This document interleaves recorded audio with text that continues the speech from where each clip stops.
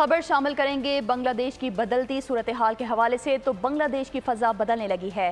कैद रहनुमाओं को रिहाई मिल गए, जिला वतन भी घर पहुंच गए। डॉक्टर मोहम्मद यूनुस पेरिस से वापस वतन पहुंच गए। सरजमीन पर कदम रखा, खुद पर काबू ना रख पाए, आप दीदा हो गए। गुफ्तगू में कहा, मुल्क को मुआशी मुश्किलात से निकालेंगे, इंतशार से बचने के लिए हिकमत अमली बनाना होगी। साजिश के तहत बांग्लादेश में अक़लियतों पर हमले किए गए।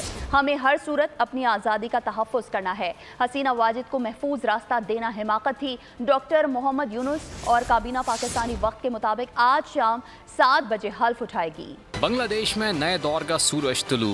अबूरी हुकूमत के सरबराह डॉक्टर मोहम्मद यूनुस ढाका पहुंच गए। एयरपोर्ट आमद पर पहले खिताब में आप दीदा हो गए। कहा, वापस ढाका आकर खुशी महसूस हो रही है। ये भी कहा कि हसीना वाजिद को महफूज रास्ता देना हिमाकत थी। डॉक्टर यूनुस ने कहा, हमें अपनी आज़ादी का तहफ़्फ़ुज़ करना और अमन कायम करना है। भारत अपनी खारजा पॉलिसी पर नजरसानी करे। साजिश के तहत बांग्लादेश में अक़लियतों पर हमले किए गए। इससे बचने के लिए हिकमत अमली बनाना होगी।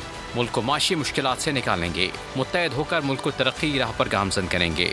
डॉक्टर मोहम्मद यूनुस और काबीना पाकिस्तानी वक्त के मुताबिक आज शाम 7 बजे हल्फ उठाएंगे। उधर बांग्लादेश में जिंदगी मामूल पर आने लगी। तालीमी इदारे, गारमेंट्स फैक्ट्रियाँ दोबारा खुल गयी, जबकि सड़कों पर ट्रैफिक भी दमा है।